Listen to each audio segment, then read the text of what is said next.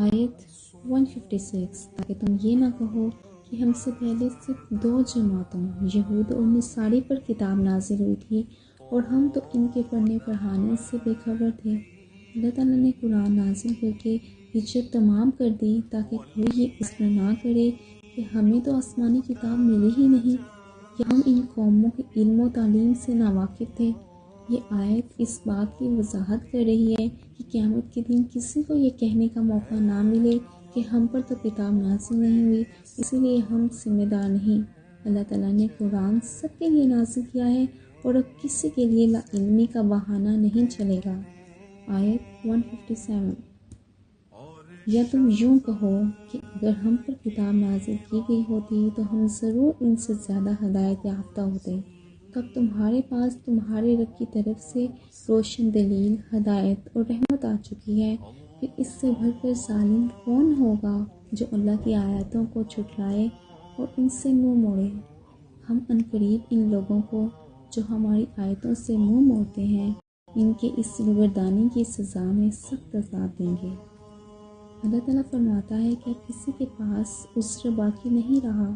اگر تم یہ کہتے کہ اگر ہم پر کتاب آئی ہوتی تو ہم زیادہ ہدایت یافتہ ہوتے، تو وہ بھی ختم کر دیا گیا، کیونکہ تمہارے پاس اللہ کی طرف سے واضح دلیل یعنی قرآن، ہدایت اور رحمت آ چکی ہے۔ اس جملے میں فرمایا گیا کہ سب سے بڑا ظالم وہ ہے جو اللہ کی آیات کو جھٹلائے اور ان سے اعراض کرے۔ ایسے لوگوں کی ان کے اعراض کی سزا دنیا اور آخرت میں ملے گی اور قیامت کے دن ان کے لیے سخت عذاب ہوگا۔ آیت 158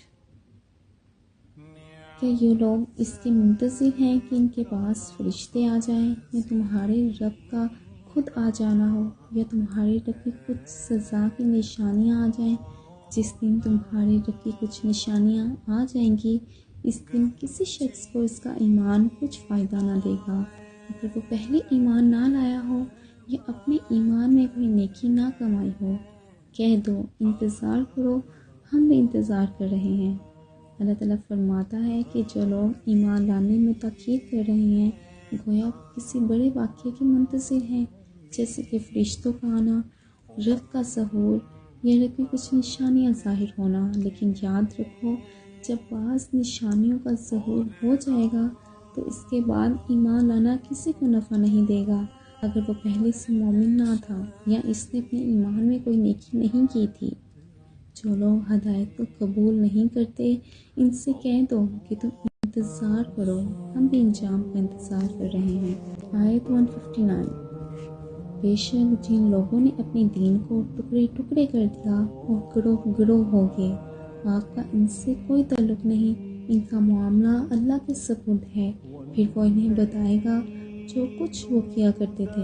اس آیت میں ان لوگوں کی مذمت کی گئی ہے جنہوں نے اللہ کے دین میں فرقہ بندی پیدا کی، یعنی دین میں اختلاف ڈال کر ٹوٹے ٹوٹے کر دیا، جیسے پچھلی امتیں مختلف فرقوں میں بٹ گئیں۔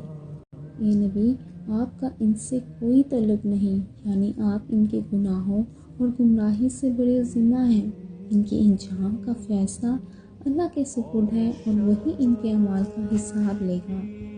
آیت 160 جو شخص ایک نیکی لے کر آئے گا تو اسے اس جیسی 10 نیکیوں کا ثواب ملے گا، اور جو ایک گناہ لے کر آئے گا تو اسے اسی کے برابر سزا دی جائے گی اور ان پر ظلم نہیں کیا جائے گا۔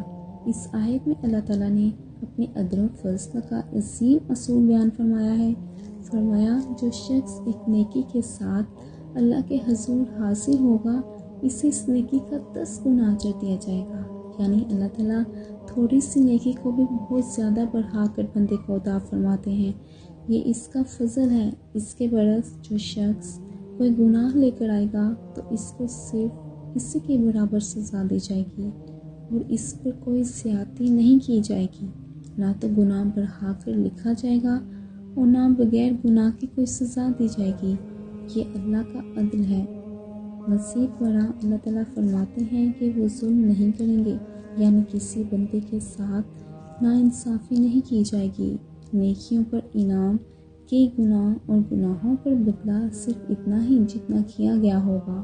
یہ اصول ہمیں اللہ کی بے پایا رحمت، اس کے عدل اور اس کے کرم کی یاد دہانی کراتا ہے۔ ساتھ ہی یہ انسان کو نیکی کی ترغیب اور برائی سے بچنے کی تنبیہ دیتا ہے، کیونکہ نیکیوں کا صلہ کہ گناہ اور گناہوں پر حساب بالکل درست ہے۔